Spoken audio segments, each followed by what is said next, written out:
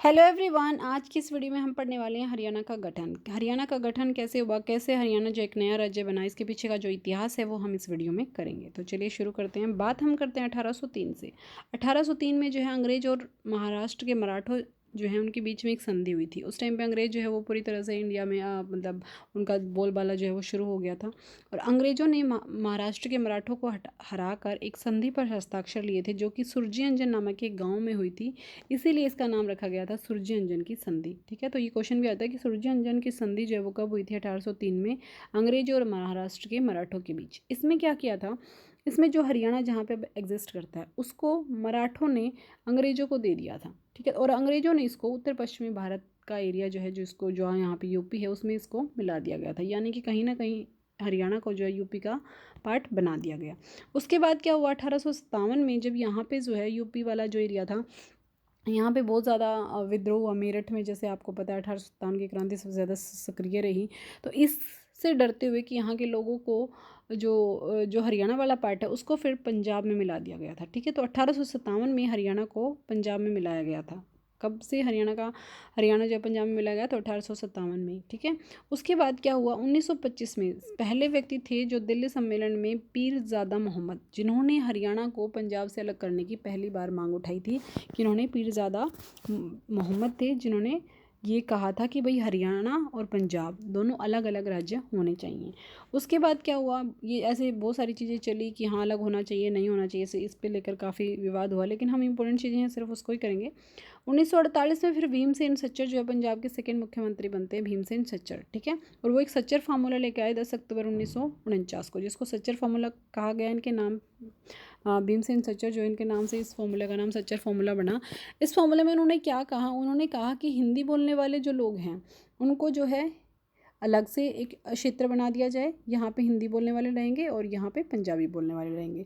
अम्बाला से जो नीचे का एरिया वहाँ पे हिंदी क्षेत्र बना दिया गया, और अम्बाला से ऊपर का जो एरिया वहाँ पे पंजाबी बोलने वाले लोग रहेंगे, जिसको पंजाबी क्षेत्र का नाम दिया। यानी कि राज्य एक ही रहेगा लेकिन उसको अलग अलग क्षेत्र में डिवाइड कर दिया गया।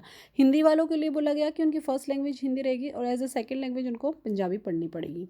ऐसे ही पंजाबी वालों को बोला कि फर्स्ट लैंग्वेज उनकी पंजाबी रहेगी लेकिन सेकेंड लैंग्वेज के रूप में उनको पंजाबी पढ़नी पड़ेगी।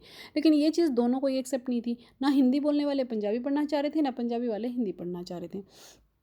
तो ऐसे ऐसे करके ये भी एक विवाद के रूप में रहा और ये सक्सेसफुल नहीं हुआ। तो सच्चर फॉर्मूला भी जो वो कामयाब नहीं हुआ। उसके बाद क्या हुआ? 19 दिसंबर 1953 को राज्य पुनर्गठन आयोग आया। राज्य पुनर्गठन आयोग, जिसको फ़ज़ल अली आयोग का नाम भी दिया गया। इसमें क्या था? इसमें जो है वो कुछ एक फ़ज़ल अली आयोग बनाया गया, जिसमें जो मेंबर थे उनको बोला गया कि आप पूरे भारत में जो है भ्रमण करो, जहाँ जहाँ पे नए राज्य की रिक्वायरमेंट है वो जो है सारी रिपोर्ट जो है वो आप पेश करो कि कहाँ पे नए राज्य की ज़रूरत है। तो फ़ज़ल अली आयोग जब हरियाणा आया तो उन्होंने भी सेम टू सेम यही कहा कि भाई हरियाणा में जो है ना नए राज्य की कोई ज़रूरत नहीं है, हिंदी क्षेत्र और पंजाबी क्षेत्र ऐसे अलग अलग करके लैंग्वेज के रूप में इनको डिवाइड कर दो। और इन्होंने 14 राज्यों का गठन किया इस आयोग की सिफारिशों पे, लेकिन 14 राज्य और 6 यूटी, लेकिन उसमें जो है हरियाणा का नाम कहीं भी नहीं था। यानी कि फ़ज़ल अली आयोग के बाद भी हरियाणा का जो है वो नया राज्य के रूप में नहीं बन पाया। फिर उसके बाद काफ़ी सारे फिर विवाद हुए और ये चीज़ बात जो है बार बार उठती रही कि एक नया राज्य होना चाहिए।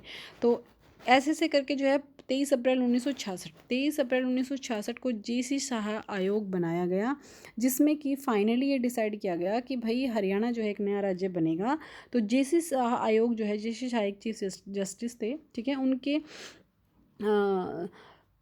अंडर जो है वो ये आयोग बना। और उसमें कहा गया, इसके 3 मेंबर थे, ये आपने याद रखना, JC शाह, MM फिलिप और S दत्ता। इन तीनों ने मिलकर जो है इस आयोग का में ये बताया गया कि भाई कौन सा क्षेत्र जो है पंजाब के अंडर आना चाहिए, कौन सा हरियाणा के अंडर जाना चाहिए, कैसे हरियाणा का गठन करना है, कितना क्षेत्र किसको देना है, क्या कैसे चीज़ों को डिवाइड करना है, ये सारी चीज़ों का की जो जिम्मेवारी है वो किसको दी गई? वो JC शाह आयोग को दी गई। और उन्होंने अपनी रिपोर्ट पेश की कि अब तो ये हरियाणा जो है वो पंजाब से अलग होना ही है, एक नया राज्य की ज़रूरत है, मतलब यहाँ पे एक नया राज्य बनेगा। और सितंबर 1966 को क्या हुआ? 18वां संविधान संशोधन हुआ, जिसके अंडर जो है 1 नवंबर 1966 को हरियाणा का, भारत का 70वां राज्य हरियाणा जो है वो बना। ठीक है, तो हरियाणा भारत का कौन सा नंबर का स्टेट बना? 17। ठीक है, 17 नंबर का जो है वो राज्य बना। और संविधान संशोधन जो था वो कौन सा था? 18वां संविधान संशोधन था, जिसके अंदर भारत को एक नया राज्य मिला जिसका नाम था हरियाणा। ठीक है, तो ये तो हरियाणा की थी कहानी कि कैसे जो है वो हरियाणा एक नया राज्य बना, उसके पीछे का जो इतिहास है। अब हम देख लेते हैं कि जब हरियाणा बना था, ठीक है, जब हरियाणा बना तो उस टाइम पे हरियाणा में कितने जिले थे? अभी हरियाणा में 22 जिले हैं, तो लेकिन जब हरियाणा बना था तो उस टाइम पे कितने जिले थे? उस टाइम पे सिर्फ 7 जिले थे। कौन कौन से थे? गुड़गांव, हिसार, अंबाला, रोहतक, महेंद्रगढ़, जींद, करनाल। ठीक है, इसके लिए एक ट्रिक है, घर में जी के। ठीक है, घर में जी के, यहाँ पे की और लिख लो। जी से आपका बन जाएगा गुड़गांव, एच से हिसार, ए से अंबाला, आर से रोहतक, म से महेंद्रगढ़, जी से जींद और के से करनाल। ठीक है, तो ऐसे याद कर सकते हैं आप।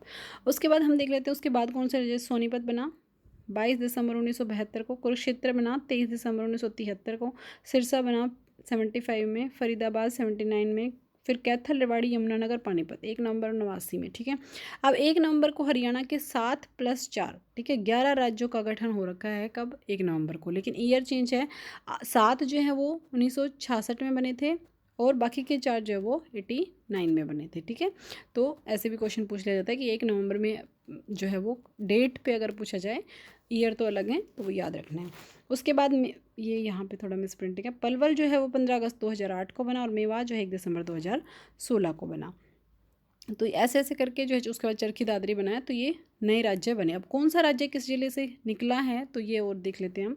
गुड़गांव जो है वो कहाँ से निकला है? गुड़गांव की अगर हम बात करते हैं तो गुड़गांव फरीदाबाद से। ठीक है, फरीदाबाद से और में अलग हुआ है, गुड़गांव से अलग हुआ है क्या? फरीदाबाद और मेवात। हिसार जो है, देखो ये स्टार्टिंग के 7 जो हैं, जो मेन जो जब हरियाणा बना था तो उस टाइम पे 7 जिले थे। ये वाले जो रेड आपको दिख रहे हैं ये 7 जिले थे जब हरियाणा, तो इनमें से अलग अलग और जिलों को निकाला गया।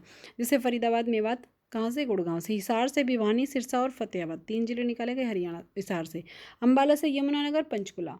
ठीक है, रोहतक से सोनीपत और झज्जर, महेंद्रगढ़ से रेवाड़ी, जींद से कुछ नहीं, करनाल से पानीपत और कुरुक्षेत्र। ठीक है, उसके बाद फिर कुरुक्षेत्र से फिर से सेपरेट किया गया कैथल, और भिवानी से चरखी दादरी और फरीदाबाद से पलवल। तो इस टाइप से अब हरियाणा में हाल ही में कितने हैं? 22 जिले हैं। 23वें जिले की अभी मांग हो रही है कि गोहाना बन सकता है। ठीक है, बट अभी उसको डिक्लेरेशन नहीं मिली है। तो ये थी आज की जीके जिसमें मैंने आपको हरियाणा का गठन का जो ओवरव्यू है वो दिया है। ठीक है, तो अगर आपको ये वीडियो पसंद आई तो प्लीज़ वीडियो को लाइक कीजिए, सब्सक्राइब कीजिए और कमेंट जरूर कीजिए कि आपको कैसे लगी। Thank you, thanks for watching.